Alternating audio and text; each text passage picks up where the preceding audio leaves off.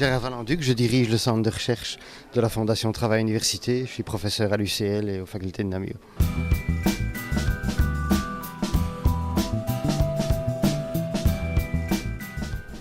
Je crois que ce qui caractérise aujourd'hui les technologies numériques, c'est la communication.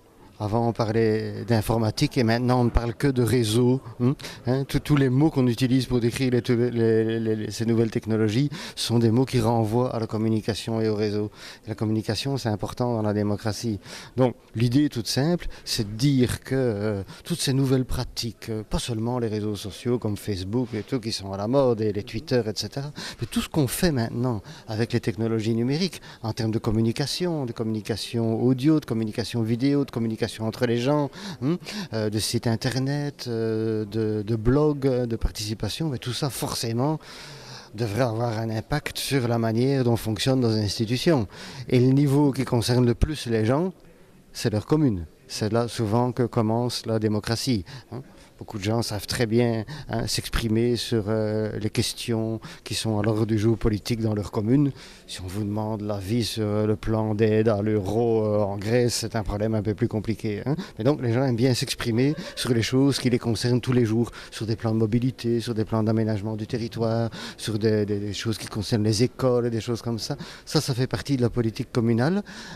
Et ça fait partie aussi de domaines où il existe déjà des consultations. Vous savez que si on fait un plan de mobilité dans une commune, la commune est obligée de consulter. Je pense que ce serait intéressant de mettre tous les nouveaux moyens de communication, les nouveaux médias au service de ce type de participation démocratique.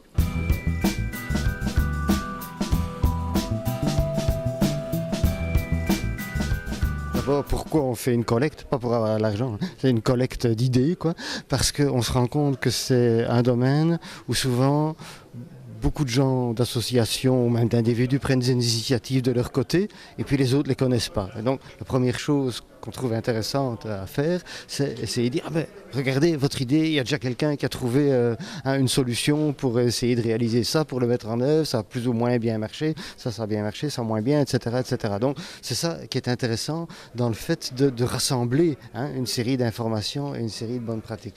Qu'est-ce qu'on appelle une bonne pratique? Ça fait partie de l'étude de déterminer les critères avec lesquels on va essayer de les évaluer. Donc, pas nous demander les résultats alors qu'on vient de commencer. Mais donc, ce qu'on va essayer de faire, c'est d'avoir un ensemble de critères qui vont permettre de retirer ce qui est intéressant de ces initiatives. Quand on dit bonne pratique, le but, c'est pas de dire il y a des bonnes et il y a des mauvaises. Non, c'est de montrer, un peu, si vous avez envie d'entreprendre une initiative de participation citoyenne au niveau communal, voilà quelques bonnes idées et voilà quelques pièges dans lesquels il ne faut pas tomber.